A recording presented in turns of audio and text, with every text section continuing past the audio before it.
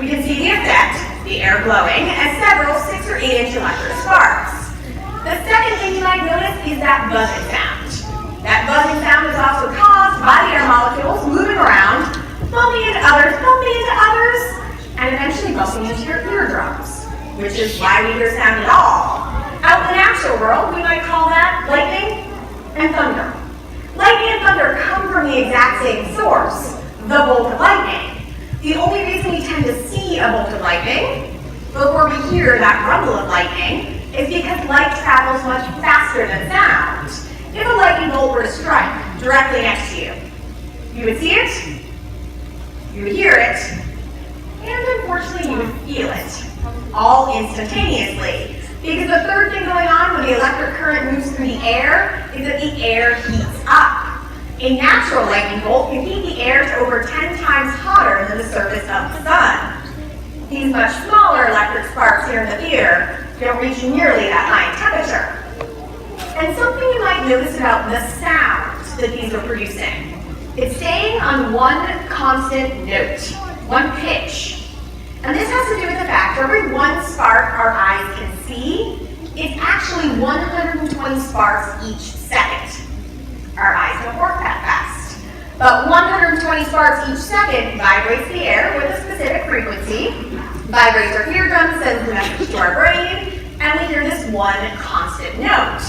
Now, these small Tesla coils don't have the ability to change the vibration of the air, to change the pitch. But imagine we had a slightly different type of Tesla coil that could take this somewhat annoying buzzing sound and tune it to different pitches, different notes.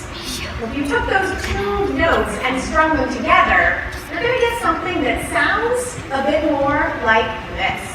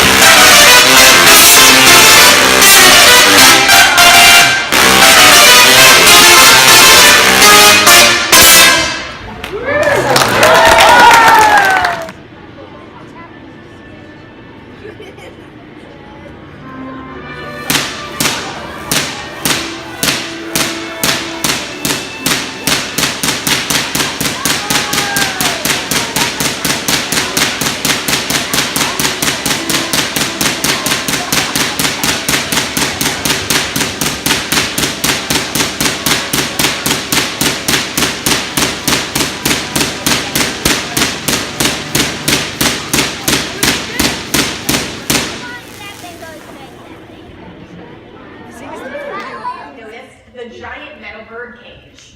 This can actually replicate the metal shell of a car quite nicely. So I'm going to go ahead and put my life in the hands of science. Climb inside of this entirely conducting metal object. And then I'm going to raise this metal object closer to the giant lightning producing machine. Because if those electric charges are finding the easiest pathway to the ground, typically that easiest pathway is through the shortest distance of an insulator. So I'm just shortening up the distance of air between the cage and the machine. So there's no question this cage is going to get struck by lightning. Which means I'm kind of counting on the fact that metal might have something to do with why you're safe. Because if it turns out it's not the metal, I'm in big trouble. But one way or the other, we're about to find out. We're going to get those motors started up, make sure I'm absolutely positively the tallest object here in the theater. Then I'm going to take a seat in the middle of my makeshift car so we can find out what happens when I strike this cage with over 1 million volts of electricity. Are you ready? More importantly, am I ready?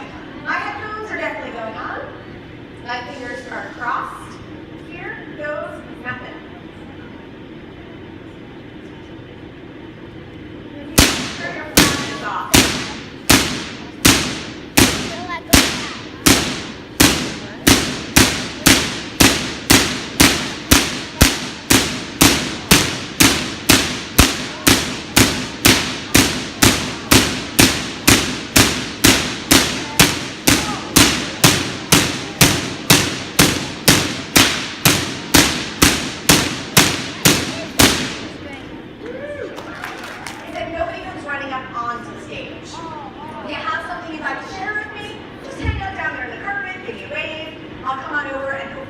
help you out. But with those motors running, it means we are good to go.